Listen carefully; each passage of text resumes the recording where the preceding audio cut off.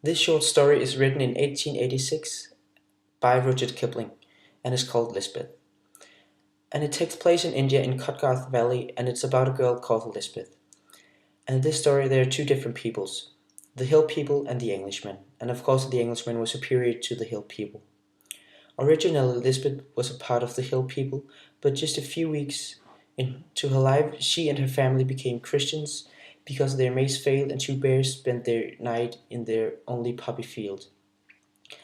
And later on she loses her parents to cholera and becomes half servant and half companion to the chaplain's wife, who of course was English. And then she goes for a walk and finds a man which she brings back home. And there she tells the chaplain's wife that she wants to marry him and spend the rest of her life with him. But he doesn't want to do that. And of course all this goes on during the colonization of India. Lispeth is a hill girl, and is therefore by her nature a very savage girl. Therefore, she doesn't fit in as well with the other English ladies.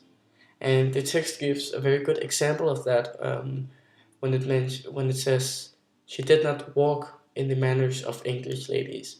And by that, it's trying to tell that she's still this wild hill girl.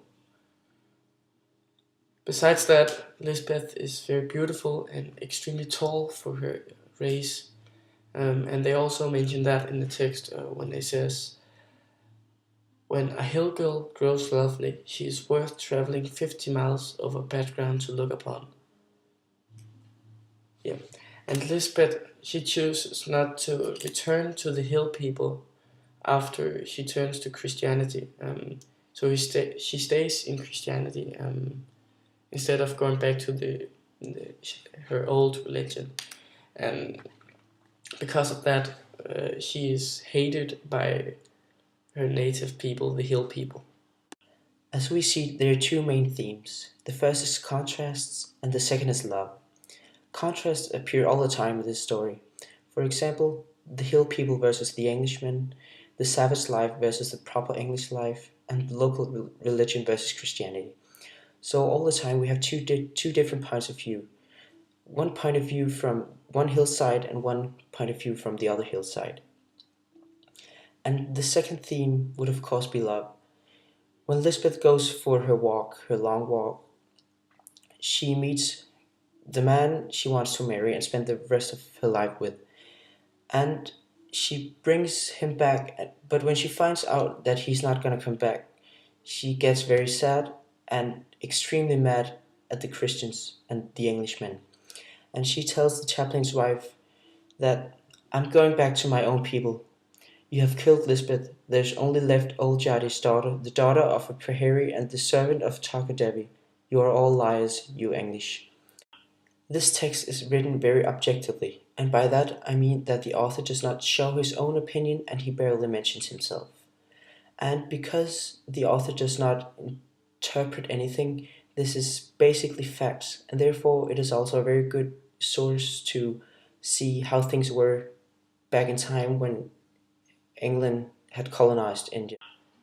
This story describes a very typical example of the relations between natives and colonizing people. In this coincidence, it's the hill people and the Englishmen.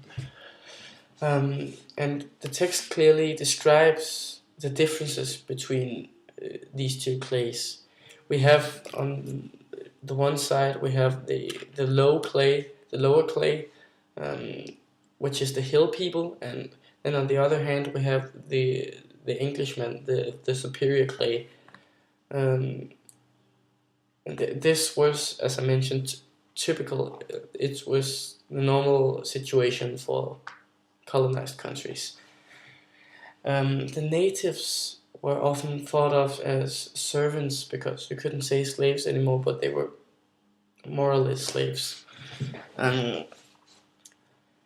But they were either thought of as servants or primitive creatures, like in this story.